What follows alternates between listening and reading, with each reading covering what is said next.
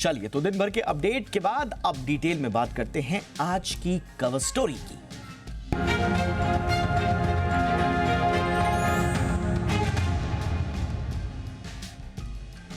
2031 तक भारत एक upper middle income country बन जाएगा। अब इसका मतलब क्या हुआ? इसका मतलब ये है कि भारत की प्रति व्यक्ति आय $4500 के करीब हो जाएगी। रेटिंग एजेंसी क्रिसिल की ताज़ा रिपोर्ट में भारत के लिए ये प्रोजेक्शंस दिए गए हैं। जानकारी से भारत की डोमेस्टिक कंजम्पशन के लिए बिग पॉजिटिव के रूप में देख रहे हैं। आज हम जानेंगे कि एक देश के लिए अपर मिडिल इनकम कैटेगरी का मतलब क्या है, इससे क्या बदल जाएगा, एक आम आदमी के लिए इसके क्या मायने हैं। मेरे साथ बहुत खास मेहमान हैं, उनसे हम करेंगे डिटेल में चर्चा, लेकिन पहले आप ये रिपोर्ट देखिए।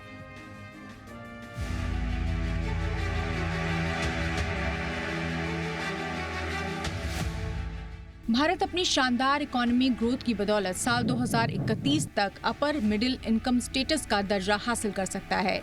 रेटिंग एजेंसी क्रिसिल की ताज़ा रिपोर्ट यही बताती है। इस रिपोर्ट के मुताबिक इंडियन इकोनॉमी मौजूदा लेवल से दुगनी यानी $7 ट्रिलियन के पार पहुंच सकती है। अब आइए इस रिपोर्ट को विस्तार से समझते हैं। क्रिसिल इंडिया आउटलुक रिपोर्ट में कहा गया है कि इस फाइनेंशियल ईयर भारत की ग्रोथ रेट 7.6% के साथ अनुमान से भी बेहतर रही है, लेकिन साल 2025 में ये ग्रोथ 6.8% रहने की संभावना है। साल 2025 से साल 2031 के बीच भारतीय अर्थव्यवस्था $5 ट्रिलियन के आंकड़े को पार कर सकती है और $7 ट्रिलियन अमेरिकी डॉलर के करीब पहुंच सकती है। मौजूदा समय में भारत $3.6 ट्रिलियन इकोनॉमी के साथ दुनिया की 5वीं बड़ी अर्थव्यवस्था है। पहले नंबर पर अमेरिका, दूसरे नंबर पर चीन, तीसरे नंबर पर जापान, चौथे नंबर पर जर्मनी और उसके बाद 5वां नंबर भारत का आता है। क्रिसिल को उम्मीद है कि फाइनेंशियल ईयर 2030 से 31 तक भारतीय अर्थव्यवस्था $6.7 लाख करोड़ तक पहुंच जाएगी।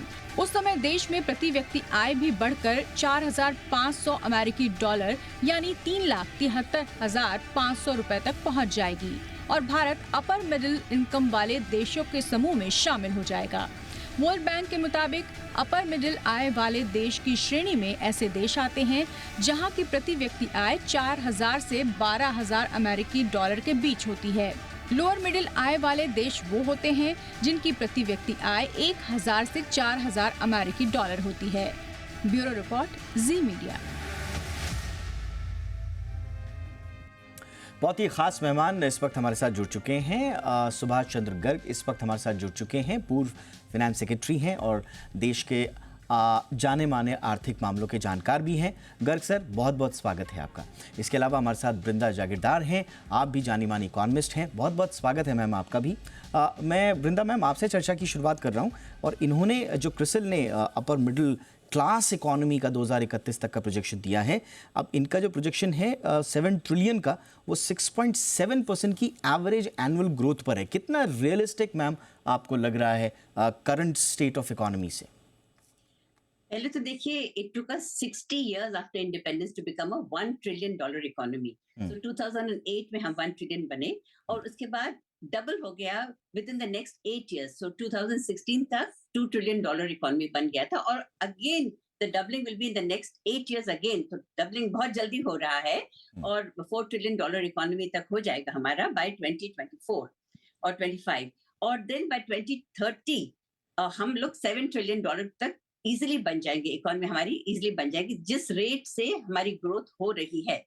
और ये रेट सिर्फ नंबर से नहीं, 6-7% सिर्फ नहीं, उसकी जो नींव हमने डाली है, उसके जो पॉलिसीज हमने बनाए हैं, उससे जो फ्रेमवर्क है, जो ग्रोथ का फ्रेमवर्क है, वो स्ट्रॉन्ग, सस्टेनेबल और लॉन्ग टर्म है।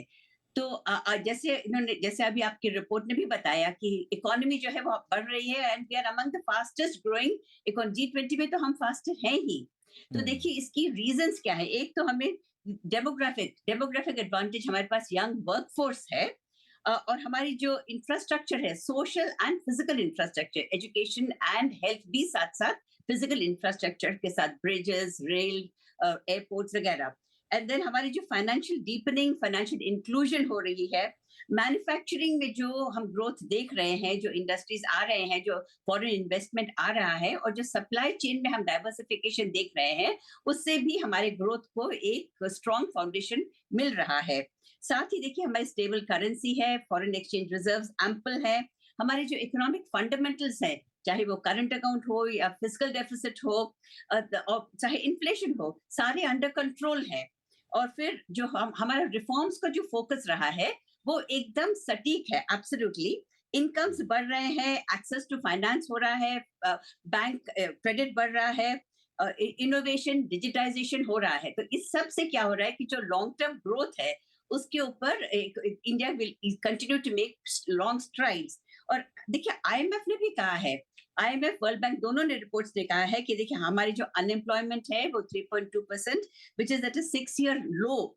पॉवर्टी एंड अनएम्प्लॉयमेंट, पॉवर्टी तो मैं आईएमएफ को कोट करना चाहती हूँ, उन्होंने कहा है कि India has almost eradicated extreme poverty and inequality is lowest levels in the last 40 years। तो ये भी तो इसलिए जो हमारी जो ग्रोथ है ये सस्टेनेबल है, ये ब्रॉड बेस्ड है और ये सब सारे इनइक्वालिटी एम्प्लॉयमेंट सबको लेकर चल रही है। तो 6-7% ग्रोथ अगर हम चलते रहे तो really we will become, definitely will become $7 trillion economy by 2030 and we will become a middle income country. Absolutely. आपने जिस हिसाब से बताया मैम, ऐसा लग रहा है कि सारी चीज़ें तो बड़ी पॉजिटिव चल रही हैं, लेकिन हम जब भी इस विषय पर चर्चा करते हैं मिली जुली राय अर्थशास्त्रियों की रहती है कि हमारे कुछ चैलेंजेस भी हैं। इनफैक्ट क्रिसिल ने भी कुछ चैलेंजेस का जिक्र किया है, मैं उस पर भी आऊँगा, लेकिन इससे पहले सर इतनी स्मूथ रहने वाली है गर्ग सर 2029, 30 और 31 अलग अलग प्रोजेक्शंस हैं, इतनी स्मूथ रहने वाली है सर, कहीं कोई हिचकोले नहीं, कहीं कोई चैलेंजेस नहीं? दीपक, पहले एक विषय जिस पे आप आज चर्चा कर रहे हैं कि 2030 या 31 तक हम लोग अपर मिडिल इनकम कंट्री बन जाएंगे, इसमें मैं थोड़ा सा फैक्चुअल जो तथ्यात्मक स्थिति है वो रख देता हूँ आपके सामने। देखिए, वर्ल्ड बैंक क्लासिफाई करता है कंट्रीज को upper income countries, middle income countries और लो इनकम कंट्रीज। और मिडिल इनकम में दो कैटेगरीज हैं, लोअर मिडिल और अपर मिडिल। 2022 वो पर कैपिटा जीएनआई जो नेशनल इनकम होती है, पर कैपिटा नेशनल इनकम, इसके आधार पे क्लासिफिकेशन करता है। जो लेटेस्ट अवेलेबल आंकड़ा है वर्ल्ड बैंक का वो 2022 का है, जिसमें $4,256 से जिसकी आमदनी ज्यादा है पर कैपिटा वो अपर मिडिल इनकम में आते हैं। 4,000 के बीच का आंकड़ा गलत है, ये 3 साल पुराना है, 2019 का है। ठीक है, पहली बात तो इसको क्लियर कर लें। ठीक। दूसरा, इसी के से जो जुड़ा हुआ रहता है कि ये हर साल पर कैपिटा इनकम का जो कट ऑफ है वो भी बढ़ता रहता है। 2019 से 2022 के बीच में लगभग 2% प्रति वर्ष बढ़ा। अगर आप ये मान के चलें कि 2% प्रति वर्ष आगे भी बढ़ता रहेगा तो 2030 में जो कट ऑफ होगा वो तकरीबन $5,000 के आसपास होगा। ठीक है, ये तो हमारी लक्ष्य है जहां पे हमें पहुंचना है। अभी हम कहाँ पे हैं? 2023-24 में हम $2,500 प्रति व्यक्ति पे हैं। अगर 2,500 से आपको 5,000 पे पहुंचना है 7-8 साल में, तो आपको डॉलर की ग्रोथ जो है वो 10.5% प्रति वर्ष चाहिएगी। राइट। क्रिसिल कह रहा है कि अगर हम 6.5% या 6.7% से ग्रो करते रहें तो वो भी रियल ग्रोथ की बात है, वो भी नॉमिनल जीडीपी की डॉलर टर्म्स में ग्रोथ की बात नहीं है, तो हम वहां पहुंच जाएंगे। तो पहली बात तो ये साफ कर लें कि अगर आप 6.7% डॉलर में भी ग्रो करेंगे तो आप $5,000 पे 2030 में नहीं पहुंचेंगे। अच्छा। दूसरा तथ्य ये, जैसे मैंने कहा कि डॉलर में जो इनकम ग्रोथ होती है वो इस पर्पस के लिए काउंट होती है, आपकी रियल इनकम की ग्रोथ उसमें काउंट नहीं। अभी हमारा रिकॉर्ड क्या है? 2019 और 2024 के बीच में पिछले 5 साल में हमारी पर कैपिटा इनकम जो ग्रो हुई है वो 5% से कम होती है, क्योंकि जो नॉमिनल ग्रोथ होती है उसमें से आपका जो डॉलर डिप्रिसिएशन हो जाता है वो घट जाता है। वो आपका एक्चुअल डॉलर की ग्रोथ होता है। तो हम 5 साल में जो ग्रो किए हैं, उसकी एवरेज डॉलर ग्रोथ हमारी 5% के आसपास आती है। अगर आप 5% से ग्रो करते हैं 2,500 को, तो आप 2030-31 में तकरीबन $3400-3500 पे ही पहुंचेंगे। अब आप ये चैलेंज अगर हम स्वीकार कर लें कि हमें 10.5% डॉलर पे ग्रो कर सकते हो, तो हमें ये अपेक्षा कर लेनी चाहिए कि हम 2030 में संभवतः मिडिल इनकम कंट्री में शामिल हो जाएंगे। दूसरा एक तथ्य आपके सामने, जो वर्ल्ड बैंक का क्लासिफिकेशन है, उसके हिसाब से दुनिया के यहाँ 87 कंट्री जो हैं, वो अपर इनकम कैटेगरी में ऑलरेडी हैं। 37 कंट्री ऐसे हैं जो अपर मिडिल इनकम कंट्री में हैं। तो 124 कंट्रीज जो हैं, वो अभी हमसे आगे पहले ही पर कैपिटा में इनकम में हैं, और हम 2,500 से अगर 5,000 तक का सफर पिछले अगले साल में कर लें, तो हम निश्चित रूप से शामिल हो जाएंगे। लेकिन वो इतना बड़ा क्रेडिटेबल अचीवमेंट उसको नहीं मानना चाहिए, क्योंकि 124 कंट्री तो उस ग्रुप में ऑलरेडी हैं। तो ये बातें जब हम करें, तो हमें तथ्यों पे अगर हम ध्यान देते रहें, तो हम हकीकत में कुछ प्रोग्रेस कर लेंगे। और हम तथ्यों को ध्यान में रखे बिना केवल बातें ही बातें करें, तो शायद हम आगे नहीं पहुंचे। I am sure Vrinda ma'am इस पे कुछ रिएक्ट करना चाह रही होंगी। मैम, जो मैट्रिक्स समझाया गर्ग सर ने, उस पर आप कुछ कहना चाहेंगी? जहाँ तक डिप्रिसिएशन की बात है, सिर्फ इंडिया इज नॉट अफेक्टेड, सारे कंट्रीज के करेंसीज डिप्रिशिएट होते हैं। तो वो जो रिलेटिव इनइक्वालिटी है, जो रिलेटिव डिफरेंसेस है, वो तो that will get, I am not commenting on that. तो आगे डॉलर का क्या होगा, आगे रेट क्या होगा, आगे हमारी करेंसी के साथ क्या होगा, आई मीन मैं उस पर नहीं चर्चा कर रही हूँ। मैं सिर्फ ये कह रही हूँ, जो हमने ग्रोथ के लिए जो हमने पाथ अप्लाई चुना है, और जो हम क्या बोलते हैं, the steps that we have taken to sustain growth, उसके ऊपर कॉन्फिडेंस है कि we will be able to continue on this path.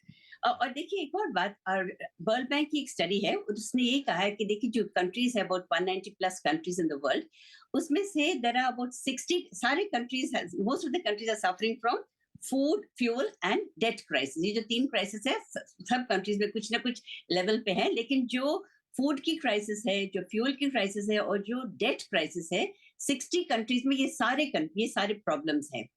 And then there are, हमारी कंट्री में when we look at India, we are not suffering from any food problem. Fuel का we have been able to manage very well, and where debt is concerned, we are also very well, and it's manageable. तो हमारी जो economy की जो direction है, जो हमारी policies हैं, मैं उस पर बात करूंगी। Let's not get into figures, ऐसा होगा, ये इंक्रीज होगा तो ये डिक्रीज होगा। The point is the policies that we have followed and the paths that we have chosen is very sustainable, is all I have to say. But ma'am, ये सवाल इसलिए हम पूछ रहे हैं क्योंकि तीसरे नंबर की इकोनॉमी और एक अपर मिडिल इनकम कंट्री, ये ऐसा लग रहा है कि एक हर देशवासी के सपने के साथ जुड़ गया। मतलब ये शब्द जो हैं, अब 5 ट्रिलियन इकोनॉमी, जैसे हर आदमी की जुबान पर 5 ट्रिलियन 5 ट्रिलियन 5 ट्रिलियन हो गया था। फिर अब तीसरी अर्थव्यवस्था, तो ये हर आदमी ने एक तरह से उसके जुबान पर है। तो हमारा सवाल हमेशा ये होता है कि क्या ये इतना स्मूथ है, क्या ये एक तरह की केक वॉक है, क्या इसके बीच में कोई हर्डल्स नहीं है, और अगर हैं तो हमें कब दूर करना होगा, किस तरह से दूर करना होगा? मेरा आशय उन आशंकाओं से था। चैलेंजेस तो हैं, देखिए ऐसा नहीं, केक वॉक तो बिल्कुल नहीं है। इतने सारे इसमें चैलेंजेस हैं, लेकिन इसको ओवरकम करके, देखिए एक बात है कि हमारी जो इकोनॉमी है, हमारी जो कंट्री है, वो एस्पिरेशनल है।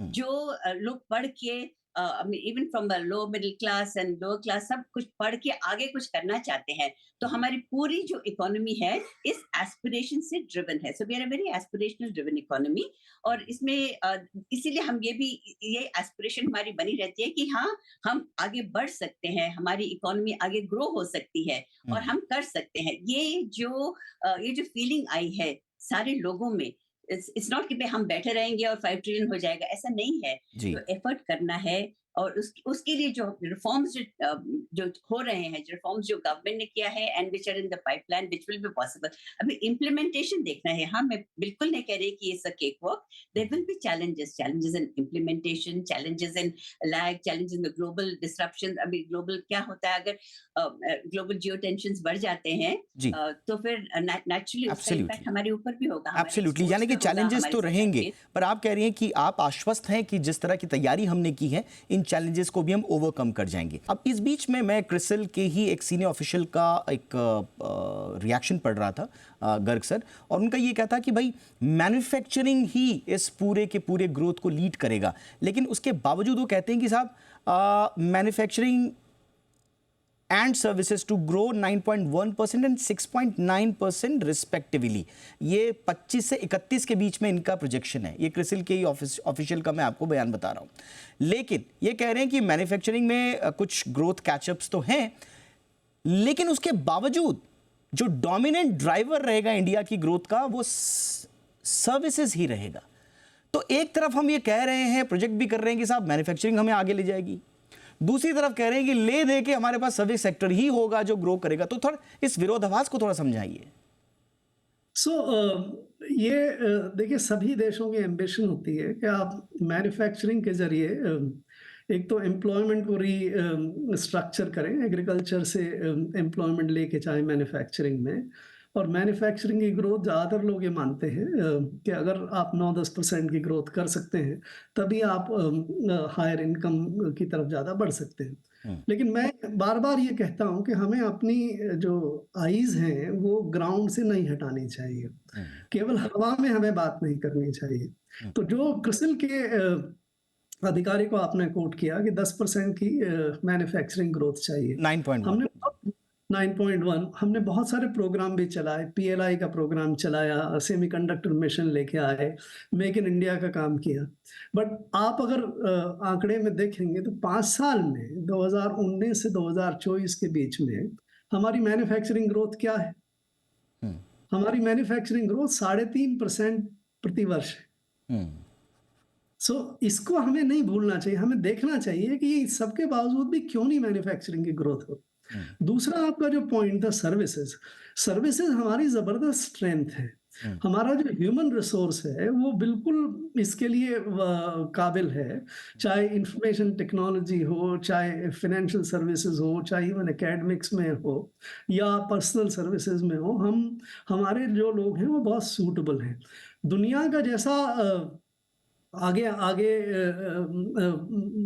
परिवर्तन हो रहा है, देश दुनिया की जो आज 80% जीडीपी जिन कंट्रीज में है, 80% माइंड यू, 80% जीडीपी जिन कंट्रीज में है, उन कंट्रीज में पॉपुलेशन ग्रोथ खत्म हो गई है, वहां पर पॉपुलेशन गिरनी शुरू हो गई है। तो वहां पे उन देशों को सेवाओं के लिए बहुत सारे नए लोग चाहिए और वो सेवाओं पे दूसरों पे डिपेंडेंट ना हो भारत जैसी कंट्री पे, इसलिए वो बहुत सारी दूसरी चीज़ों पे, मैकेनाइजेशन पे, आर्टिफिशियल इंटेलिजेंस पे, इस पे जाते हैं ताकि उनको सेवाएं मशीनों से मिल जाएं बजाय हमारे जैसे देशों से। तो अगर हम इसमें अपने आप को ऐसा प्रेजेंट कर सके कि भाई हम आपको बहुत बेहतर क्वालिटी की सेवा भी देंगे, ह्यूमन टच के साथ भी देंगे, तो हमारी सर्विसेज जो हैं वो हमारी ग्रोथ का बहुत बड़ा कारण बन सकती है। Absolutely sir. आपने देखा सबसे बड़ा पिछले 4-5 सालों में यहाँ पे सबसे ज्यादा ग्रोथ हिंदुस्तान में हो रही है, वो एक चीज कहते हैं ग्लोबल कैपेबिलिटी सेंटर्स, जीसीसीज। दुनिया भर की जितनी भी कंपनियां हैं वो अपना सारा आईटी मैनेजमेंट और उसमें प्रोग्राम बनाना, उनको एग्जीक्यूट करना, डेटा रखना, कैपेबिलिटी मैनेजमेंट करना, उसको आउटसोर्स करके हिंदुस्तान में ला रही है जी। तकरीबन 7-8 लाख लोग ऑलरेडी इस चीज में एम्प्लॉयड हो गए। बट सर मैं एक छोटा सा आर्गुमेंट आपको दे रहा हूं, अगर आप संक्षेप में बता पाएं। एक अवधारणा ये है कि सर्विस सेक्टर मींस पढ़े लिखे लोगों की जमात, जो बिल्कुल जिन्होंने हायर लेवल के कोर्स किए, और अब तो जो सर्विसेज आ रही हैं जो नीश लेवल के जो कोर्सेज और सेक्टर्स पनपे हैं, आर्टिफिशियल इंटेलिजेंस, तो ये उन्हीं लोगों के लिए। लेकिन व्हाट अबाउट द वो सेक्शन जो गरीब है, रेडी पटरी वालों के बच्चे, तो क्या वो उस ग्रोथ में उनकी भागीदारी नहीं होगी? मेरा सवाल सीधा सीधा ये है, जो आज दर्शकों से भी हम पूछ रहे हैं, कि ये अपर मिडिल क्लास हम जब भी बनेंगे, क्या इसके बड़े बेनिफिशियरीज गरीब लोग होंगे या नहीं होंगे सर? दीपक ये बात सही नहीं है। हमारे दोनों ही तरह के लोग, जो हाईली एजुकेटेड लोग हैं वो, और साथ में जो लो एजुकेशन लो स्किल्ड लोग हैं, दोनों ही विदेशों में जाके सेवाएं दे रहे हैं। ओके। हमारा जो मिडिल ईस्ट में कंस्ट्रक्शन में और इनमें लेबर जाता है, या even lower teaching jobs, paramedics, इन सब में आजकल हमारे लोग जाते हैं, they are low skilled people. और उसी तरह से हाई इनकम, आपने सुना होगा कि पिछले साल हिंदुस्तान में 115 बिलियन डॉलर का रेमिटेंस आया है। ये हमारी जो एफडीआई है 50-60 बिलियन डॉलर से, उससे दुगना है। मतलब हमारे जो लोग दुनिया में सेवा कर रहे हैं, आमदनी कर रहे हैं, वो न केवल आमदनी कर रहे हैं, एम्प्लॉयमेंट प्रोवाइड कर रहे हैं हमारे लोगों के बट इसका एक काउंटर आर्ग्यूमेंट आता है सर कि बाहर जाकर अगर आप अपने देश की पर कैपिटा इनकम बढ़ा रहे हैं तो फिर ये थोड़ा सा एक विरोधाभास लगता है। क्या हमारे देश में सर्विसेज के लिए वो जगह है? तो आप अपने देश में भी सर्विसेज प्रोवाइड करें। जैसे मैंने आपसे कहा, ग्लोबल कैपेबिलिटी सेंटर्स हैं, वो आप आज यहाँ से प्रोवाइड कर रहे हैं। पहले बीपीओ में सारे जो ऑपरेशंस थे वो कोई बहुत ज्यादा हाईली क्वालिफाइड में नहीं। यस। अब जो आजकल डिजिटल सर्विसेज की उपलब्धि हो रही है, उसमें आप बहुत सारी सेवाएं लो स्किल में भी यहाँ से बैठ के दे सकते हैं। Right sir, I am sorry sir, मैं आपको टोक रहा हूँ क्योंकि मैं वक्त की थोड़ी सी कमी है, बट आपने काफ़ी हद तक क्लियर किया कॉन्सेप्ट को। वृंदा मैम, आपसे भी वही सवाल, ये अपर मिडिल क्लास की जो जर्नी है, इसके बिगेस्ट बेनिफिशियरी क्या गरीब लोग होंगे मैम कि नहीं? बिल्कुल होंगे। और उसके पहले मैं सिर्फ एक कहना चाहूंगी कि देखिए, जो अभी जो 8% प्लस का ग्रोथ आया है Q3 का, उसमें it is driven by manufacturing sector and that is grown by about 14% plus. तो अभी जो हम मैन्युफैक्चरिंग का है कि उसका जेस्टेशन बहुत लंबा होता है, तो उसमें 5 साल 6 साल लग सकते हैं for each to show some result. तो इसलिए हमारी जो ग्रोथ है, लॉन्ग टर्म ग्रोथ, डेफिनेटली जो क्रिसल की रिपोर्ट से मैं बिल्कुल सहमत हूँ कि मैन्युफैक्चरिंग सेक्टर विल बी, क्योंकि उसकी मल्टीप्लायर इफेक्ट्स भी बहुत हैं। उनका जो बैकवर्ड एंड फॉरवर्ड लिंकेजेस है बाकी सेक्टर्स ऑफ द इकोनॉमी के साथ, उससे इकोनॉमी को बूस्ट मिलेगा। लेकिन हाँ, हमारी इकोनॉमी जो है, it is services driven economy, and services is not just artificial intelligence and startups वगैरह। सर्विसेज जो है पूरे right from entertainment industry, MSME, small industry, सबसे मतलब सर्विसेज जो है वो it is spread across the country and across the spectrum. तो इसलिए जब ग्रोथ होगी, so it will be a tide which will lift up all the boats. तो इससे सारे क्लासेस को, सारे इकोनॉमी में जो सारे लोग हैं, सबको बेनिफिट होगा। ये खाली कुछ लोगों के लिए, कुछ अपर क्लास के लिए नहीं है। एब्सोल्युटली। और जो ये 2031 तक के जो भी प्रोजेक्शंस हैं, अगर हमको एक इंक्लूसिव ग्रोथ चाहिए तो चैलेंजेस को भी आपको नज़रअंदाज नहीं करना होगा। इनकम इनइक्वालिटी एक बड़ा इशू रहा है, लेबर प्रोडक्टिविटी और मोबिलाइजेशन इस देश का एक बहुत बड़ा इशू है जिस पर शायद उतनी बात होती नहीं है। सेक्टर स्पेसिफिक पॉलिसी ज़रूर बनती है, लेकिन उसमें बाकी जो गैप क्रिएट होते हैं, क्या उन पे बात होती है? नहीं। Infrastructure development, health care, education तो इतना बड़ा फील्ड है, अगर आपने सही स्किल तैयार नहीं की तो फिर आप ट्रैप में ना फंस जाएं। और एक आज टीजर दे रहा हूं मैं अपने दर्शकों को, एक बहुत बड़ा आर्ग्यूमेंट ये चलता है कि India will grow old before it gets rich. तो क्या मिडिल इनकम ट्रैप में तो नहीं फंस जाएंगे? क्योंकि हमारी अभी वो प्रोडक्टिव एज वाला भी एक बड़ा इशू है। इस बीच हमारे सुधी जनता जो है, यस सर मैं आऊँगा, लेकिन सर जनता का हमने पोल कराया था, जरा उनकी राय ले लेते हैं फटाफट से। क्या वो कह रहे हैं? हमारा सीधा सवाल था कि बिगेस्ट बेनिफिशियरीज क्या गरीब लोग होंगे? आश्वस्त है जनता, 74% कह रहे हैं कि हाँ जी बिल्कुल, अगर हम अपर मिडिल क्लास बन गए तो इसके सबसे बड़े लाभार्थी जो हैं, ये लाभार्थी शब्द बड़ा चलता है आजकल, इसलिए लाभार्थी जो हैं वो होंगे सबसे बड़े गरीब लोग, और ना कहने वाले हैं 26%। क्विकली सर कुछ कहना चाह रहे थे? नहीं, मैं ये कह रहा था कि कई सारी कंट्रीज दुनिया की अपर मिडिल इनकम ट्रैप में फंसी हैं। या हमारा डर ये है कि अगर हम ठीक से नहीं अपनी नीतियां और काम करें तो हम लोअर मिडिल इनकम ट्रैप में नहीं फंस जाए। एब्सोल्युटली। और लेकिन इसके लिए प्रयासरत रहना पड़ेगा सतत। अभी तक की जो पॉलिसी है, जैसा वृंदा मैम ने कहा कि ऐसा लगता है कि एक बुनियाद हमने तय की है, लेकिन अगर थोड़ा सा भी चूके और थोड़ा सा डिगे तो फिर एक ट्रैप में ज़रूर फंस जाएंगे। ये पुराना आर्ग्यूमेंट है, इस पर चर्चा फिर कभी, लेकिन एक बहुत ही दिलचस्प मोड़ पर इस चर्चा को छोड़ रहे हैं। बहुत बहुत शुक्रिया गर्ग सर, आपने वक्त निकाला हमारे लिए। Brinda ma'am, thank you so much ma'am. ये थी आज की हमारी कवर स्टोरी।